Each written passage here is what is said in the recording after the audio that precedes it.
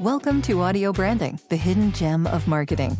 Sound plays a more important role in human behavior and our decision-making than you may realize.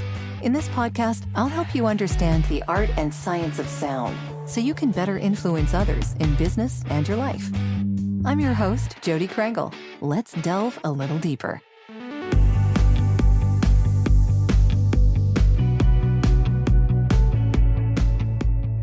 This is the third episode of a three-part series about sonic tactics, and it's been quite a journey.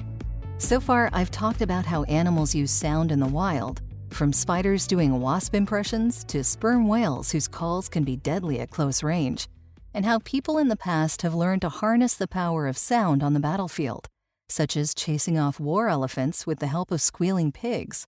We'll be taking a look in this episode at audio conflict as it exists today, and just what the future might hold when it comes to sound's growing potential for both good and harm.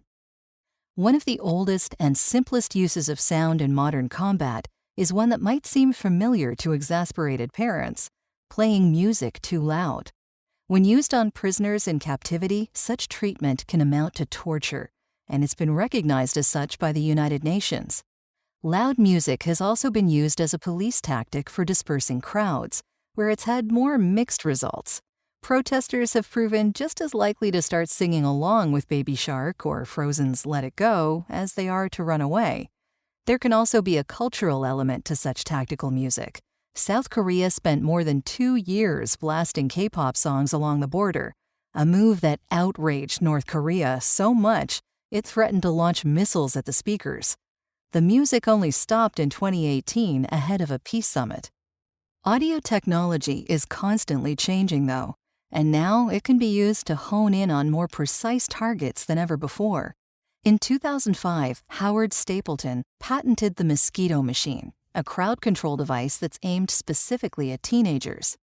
As adults, we gradually lose our hearing thanks to everyday wear and tear on our auditory nerves, and the first things to go are the higher frequencies. That means there are sounds children and teenagers can hear that, for the most part, adults can't detect. The Mosquito uses one of those sound frequencies, 17.4 kilohertz to be exact, at 108 decibels, the same volume as a rock concert, to drive teenagers away from storefronts and public places. But much like those crowds singing along to the music they're supposed to hate, the Mosquito's frequency turned out to be just as useful to the teens it's meant to chase off.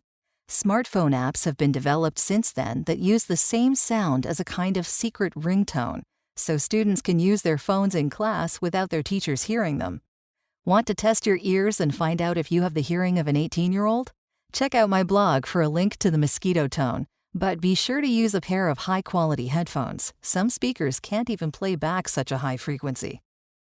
As digital sounds become more and more important in our lives, our ability to direct and use it with laser-like precision has also grown. One of the most widespread and contentious uses of sound in the 21st century is the sound cannon, or LRAD system, short for Long-Range Acoustical Device.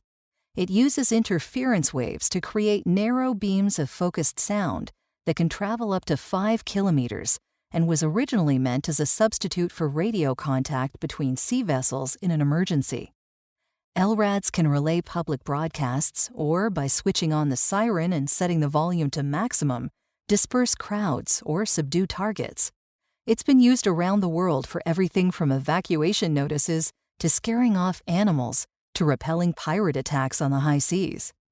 Over the past few years, the LRAD's potential as a sonic weapon against peaceful protesters has generated controversy, and questions have been raised about whether the sound beam, which add up to 160 decibels on military-grade models, can be louder than a jet engine, might cause permanent hearing loss. Its merits as both an audio communication and dispersal tool are likely to be debated for years to come, and as aging public address systems around the world are updated to modern LRAD systems, it's bound to become an increasingly familiar aspect of our everyday lives. There's a link on my blog to the LRAD's distinctive siren. Whether it's used as a repellent or just a warning, I think you'll agree it's not something you'd want to listen to for long. Even if the LRAD can be used as a sound cannon, it does have a multitude of peaceful, constructive uses as well. So what about the true sonic weapons, devices that are specifically designed to use sound to cause harm? Although a CIA report earlier this year concluded that Havana syndrome, the mysterious hearing-related illness that afflicted dozens of embassy workers all over the world, doesn't seem to be related to a sonic device, its cause remains unknown. The audio technology to turn sound into a weapon does seem to exist. I've talked before about how directed audio is already being used to help create personalized customer sound experiences in public places, and how both ultrasound and infrasound exposure can lead to debilitating symptoms at a high enough volume. It doesn't take much imagination to combine those two ideas, but the research on using sound in such a deliberately harmful way is limited, because such a study would be medically unethical. We know ultrasound is bad for mice, but finding out exactly how bad it'd be for people isn't something most doctors are willing to find out. And while that doesn't necessarily mean there are no dedicated sound weapons out there, it does mean that most of the latest breakthroughs in sound are coming from the audio technology industry and involve sound making our lives better, at least for now. Technology has revolutionized the way we use sound and made it a bigger part of our lives than ever before, from smartphones and Zoom conferences to social audio apps and synthetic soundscapes. Just as the power of sound can bring us together and promote a sense of well-being, it can also turn us against each other and cause irreparable harm. As we continue to move forward, it's up to us to recognize the full potential of sound and to decide which role it'll play in our world. Well, that's the end of this episode. Thanks for listening. And if you like what you heard, why not tell a friend about this podcast? It's available in all the usual locations. Until next time.